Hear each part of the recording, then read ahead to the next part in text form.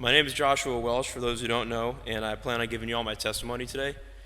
Before I start, I just ask you all to bear with me because I've never spoken in front of a large group like this before, let alone the whole school. I have a history with social anxiety and panic attacks, but I'm not going to let that stop me from sharing how God has changed my life. To give you all some context, if you didn't know already, I'm a senior transfer from Plymouth State University in New Hampshire, and I grew up in Connecticut. How did I end up in Ohio at a school surrounded by cornfields, you may ask? I'll get to that in a little bit.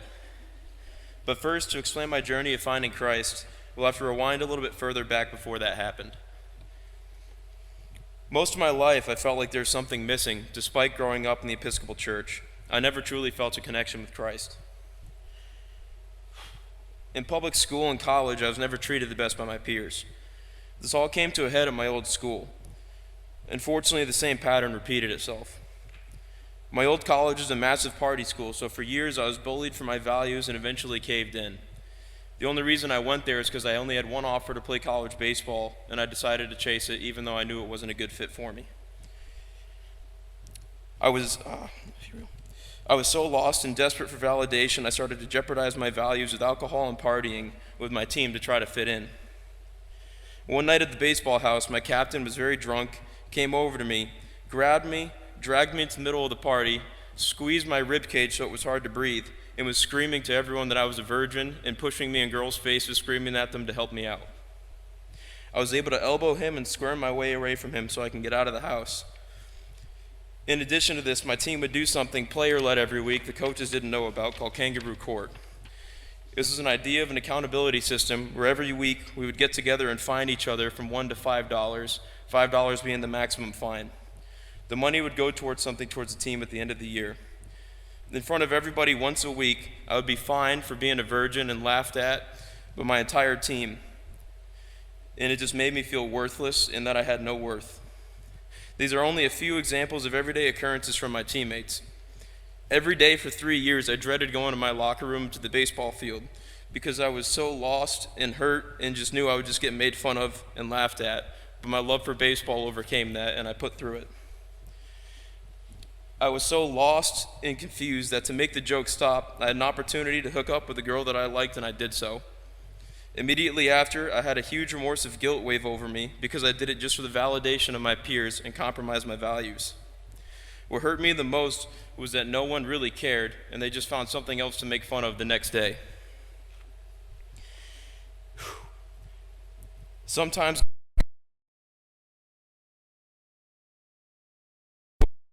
I found no fulfillment in doing that, and it just left me empty and more than I already was.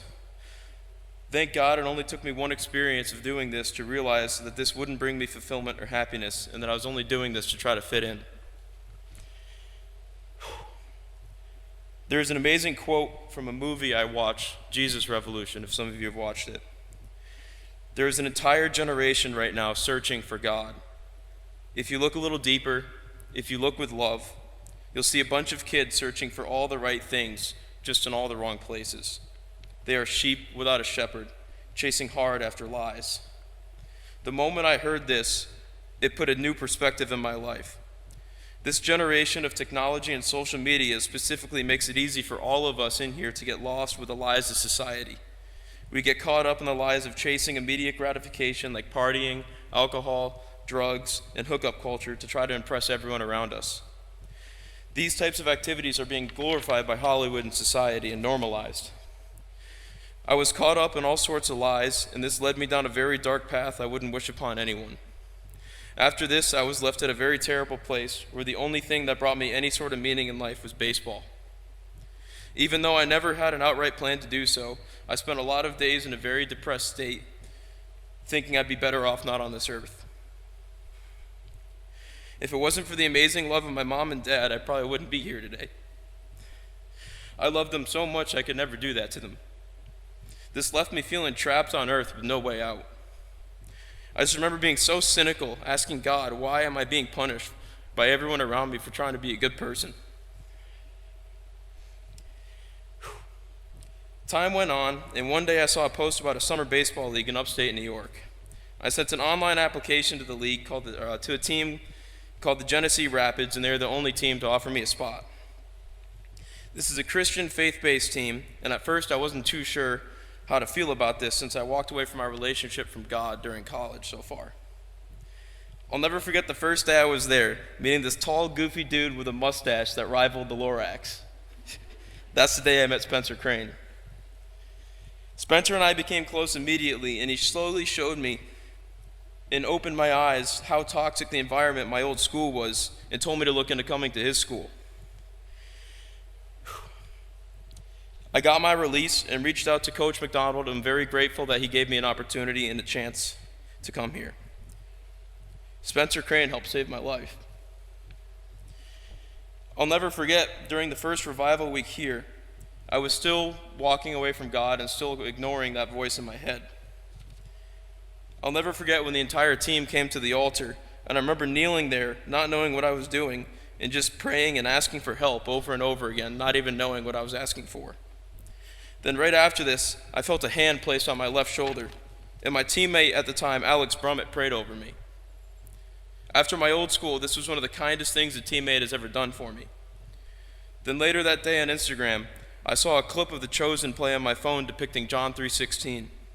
For God so loved the world, he sent his only begotten Son, that whoever believes in him shall not perish, but live everlasting life. For most of my life, I felt like I lived my life like I wasn't deserving of love. And for some reason, this verse and audio of John 3:16 hit home at the time, and I listened to it for 10 minutes straight crying. If Jesus loved all of us so much, he died on the cross to forgive us of our sins, then just maybe I can love myself too. Around a couple of days after I was beginning to be saved, I had a couple of nightmares and dreams I'll never forget in my entire life. I had this extreme, heavy feeling on my chest with severe anxiety I've never felt before. And for 2 nights in a row, I had the same reoccurring nightmare of this dark, demon-looking figure with yellow eyes attacking me in my sleep, and I would constantly wake up several times throughout the night sweating. On the 3rd day I had these nightmares, the anxiety on my chest felt worse than the others, and I tried to recite the Lord's Prayer because I knew something was wrong. I couldn't get past Our Father 5 times in a row, and I was very concerned. On the 6th attempt, I was able to force my way through the prayer and remember asking Jesus for protection because I had no idea what else to do. As I fell asleep the same night, that same nightmare began again. And I remember that same demon cynically laughing and pushing me off a building after attacking me. I kept falling, and as I was falling, I grabbed my cross and repeated over and over again, Jesus Christ will protect me, Jesus Christ will protect me. And on the 15th or 20th time I said that, I just stopped. No impact or anything, and I was on the ground. I looked up and saw the most terrified look on that demon's face I'll ever see in my life. Standing above me was Jesus Christ. He looked at the demon and looked back at me, and with his booming voice said, I have mercy on him. And looked up at the demon and said, be gone, and the demon fled. I got up and hugged him and immediately woke up with a warm feeling of peace over my entire body that I've never felt in my life before. I immediately woke up and fell back to sleep and never had a nightmare like that since. I'm still trying to digest what happened that night, but the one thing I do know is that when you have faith, even when you seem to keep falling and failing in your life, God will protect you. That empty void I was trying to fill for so long was filled, and I was saved. A verse that helped me make sense of this is in James 4:7. Submit yourselves then to God. Resist the devil, and he will flee from you. After this experience, I realized that I needed to continue to make peace in my life. After starting to read the Gospel of Matthew, I realized that this has to happen through forgiveness. This is stated by Jesus in Matthew 6:14 through 15. For if you forgive others their trespasses, your heavenly Father will also forgive you. But if you do not forgive others their trespasses, neither will your Father forgive yours. These are the first lines from Jesus directly after giving the Lord's Prayer. One of the hardest things I've ever done in my life was to forgive everyone for the things that was done to me. I had to go back in my mind and visualize all those moments and people that wronged me and forgive them. Because when you live a life filled with hate towards other people, it leaves you stuck in the past, impossible to move on with your life. Then I had to do the most hardest thing I've ever done in my life, which was to forgive myself. A part of me hated myself for conforming who I was to the approval of others. If we were meant to be perfect, then Jesus never would have died on the cross for us. He knew that we would mess up, but loved us so much that he gave his life for our salvation. If God himself can forgive us, we can forgive ourselves.